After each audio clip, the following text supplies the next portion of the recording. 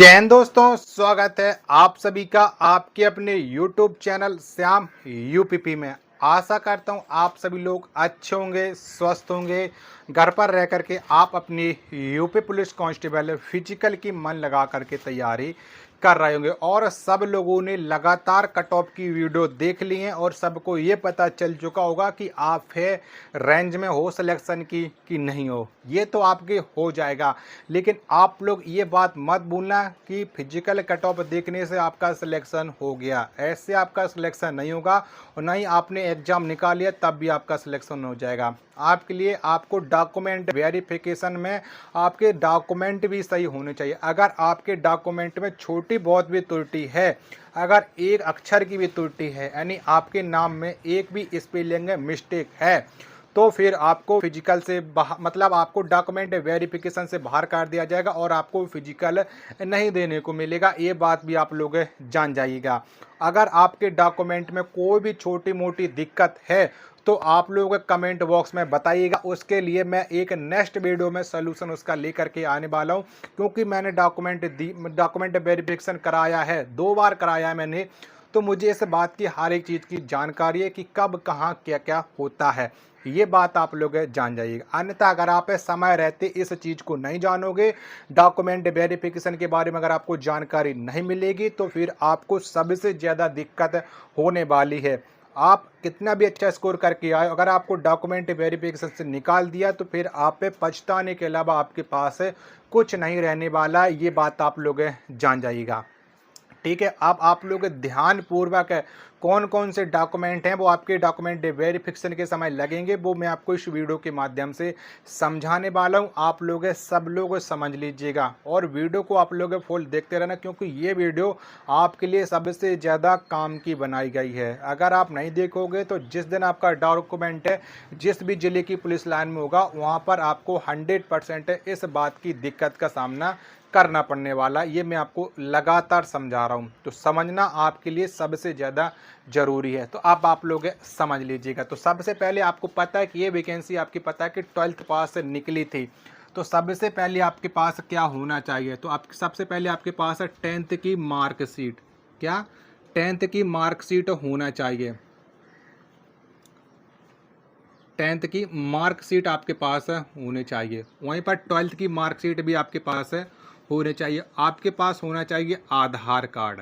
ठीक है, आधार कार्ड। अब आप लोगों को मैं एक बात समझा रहा हूं कि जो आपका नाम हाई स्कूल की मार्कशीट में है, जैसा नाम है वैसा ही नाम आपके आधार कार्ड में होना चाहिए और वैसा ही नाम आपकी इंटर की मार्कशीट में होना चाहिए। अगर आपको किसी में थोड़ा बहुत भी दिक्कत है तो उसके लिए आपको करेक्शन कराना पड़ेगा। ये बात आप लोग समझ जाइएगा। फिर आपके पास होना चाहिए पैन कार्ड। पैन कार्ड जिसके पास नहीं है, चाहे वो हमारे भाई हो चाहे बहन हो, पैन कार्ड आप लोग बनवा लीजिएगा। ठीक है, सभी लोग पैन कार्ड बनवा लीजिएगा, अन्यथा आपका सिलेक्शन होने के बाद आपकी सैलरी नहीं आ पाएगी। ठीक है, पैन कार्ड। उसके बाद आपके पास होना चाहिए जाति पाति प्रमाण पत्र। अगर आप SC ST और OBC से बिलोंग करते हो तो आपके पास है जाति प्रमाण पत्र होना चाहिए। उसके बाद सब निवास प्रमाण पत्र। ठीक है, निवास प्रमाण पत्र ये आपके पास होना चाहिए। ठीक है, सब लोगों के पास निवास प्रमाण पत्र होना चाहिए। और अगर आपने EWS से फॉर्म भरा है तो आपके पास EWS प्रमाण पत्र होना जरूरी है। ठीक है, ये बात आप लोग जान लीजिएगा। EWS प्रमाण पत्र हो गया। ठीक है, और उसके अलावा आपके पास होने चाहिए कम से कम 4 से 5 passport size photo. Passport size की ये फ़ोटो होना चाहिए। ठीक है, और ये वही फ़ोटो होंगी जिसका आपने आवेदन करने के वक्त लगाए होंगे। और जो आपका फॉर्म है, यानी जो आपका आवेदन वाला जो फॉर्म है, आवेदन प्रमाण पत्र, यानी जिससे आपने फॉर्म भरा है, जो आपने प्रिंट आउट निकाला था, वो आपको ले जाना सबसे ज़्यादा ज़रूरी है। ये बात आप लोग जान लीजिएगा। और इसके अलावा ये सब लोग आपके पास इतने डॉक्यूमेंट होंगे, ये बात जान लीजिएगा। और इसके अलावा आपके पास एक है 10 रुपये वाला 10 रुपये वाला घोषणा पत्र। ठीक है, घोषणा पत्र होना चाहिए वो बनवा लीजिएगा। वो आपको जब आपका डॉक्यूमेंट वेरिफिकेशन होने लगेगा तो वो मैं आपको उपलब्ध करा दूँ, क्योंकि वो मैंने खुद भरा था तो वो मैं आपको ज़रूर बता दूंगा। ठीक है, ये बात आप लोग जान लीजिएगा। इसके अलावा आपके पास होना चाहिए चरित्र प्रमाण पत्र। क्या?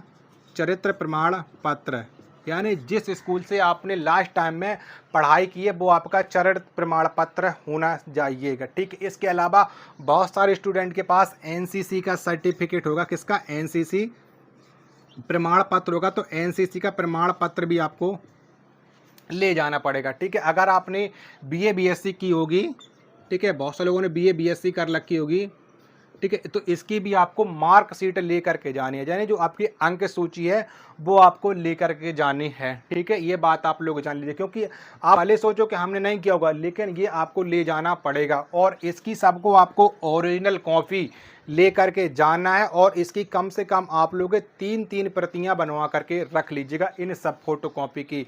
ठीक है, कभी कभी ये होता है कि आपको वहाँ पर स्व प्रमाण पत्र करवा देते हैं, यानी हर एक फोटो कॉपी पर आपके साइन होंगे और कभी कभी राज्य पत्रित अधिकारी से भी लिए ले जाते हैं। 2 सेट आपके वहाँ पर जमा हो जाएंगे, 1 सेट आपके पास होना चाहिए। ये बात आप लोग जान जाइएगा। इन सब के आपके पास ये ओरिजिनल डॉक्यूमेंट आपको लेकर के जाना, क्योंकि बहुत सारे अभ्यर्थी ऐसे होते हैं कि किसी न किसी अभ्यर्थी के डॉक्यूमेंट खो गए तो वो ये सोचते रहते हैं कि हमारे पास ये डॉक्यूमेंट नहीं है तो क्या हमारा फोटोकॉपी चल जाएगा?